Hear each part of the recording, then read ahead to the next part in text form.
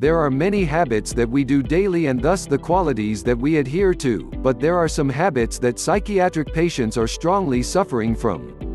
During this video, we'll show you quite those habits.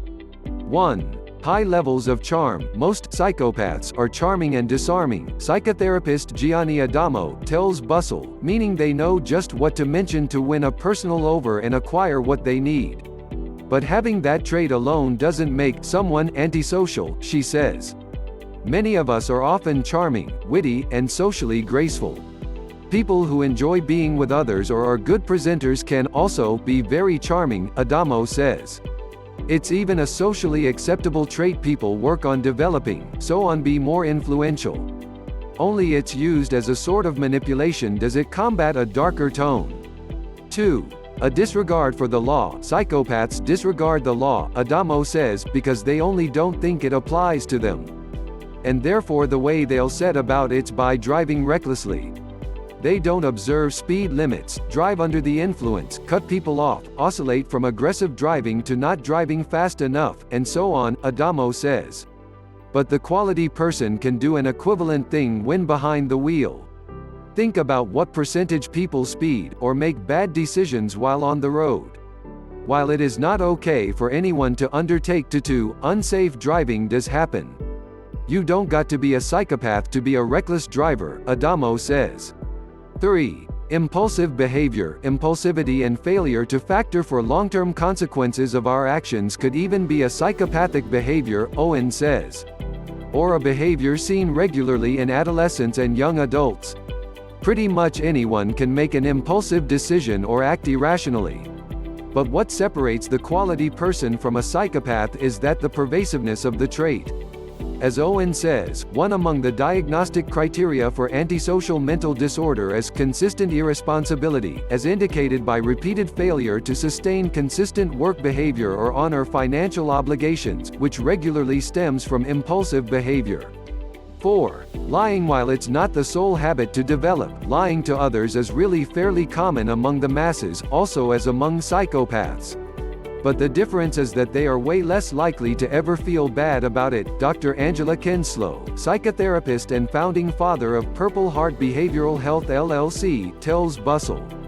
Lying in small ways is additionally considered socially acceptable, which is why almost everyone does it. We lie, and are told lies, repeatedly throughout the day. But unlike psychopaths, we rarely dwell order to cause someone harm. The psychopath will repeatedly lie, be deceitful, and con others for his or her pleasure or personal profit, all while knowing it causes harm, Dr. Kinslow says. They just don't care. 5. Manipulation. Deceiving or manipulating to urge your way could even be a trait that even very socially admired people have admitted occasionally having the urge to undertake to, Owen says. Of course, there's an enormous difference between how a psychopath might manipulate others, compared to the remainder folks. A psychopath may leave of their due to deceive others through the utilization of aliases because of realized pleasure or profit, while many others may stick with simpler methods of deception, slightly a bit like the aforementioned white lies told so on urge their way. 6. Self-centeredness. While self-centeredness could even be a fairly common trait, it becomes a marker for psychopathy when it develops into high levels of narcissism.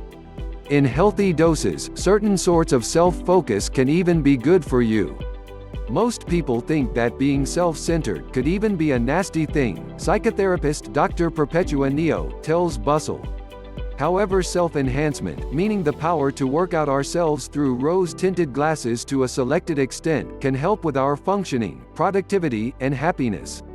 It's only that self-centeredness becomes narcissism, which regularly causes someone to manage others for self-gain, that it becomes breakaway everyday behavior.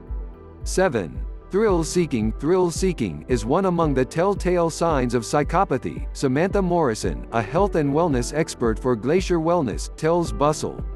And yet, it's normal for people to wish to urge their adrenaline pumping to a minimum of one degree or other, whether it's by watching horror movies, riding roller coasters, or jumping out of airplanes.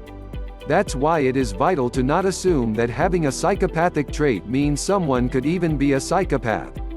While antisocial mental disorder includes traits that are fairly common, they need to be pervasive and negatively impact someone's life so on urge a real diagnosis.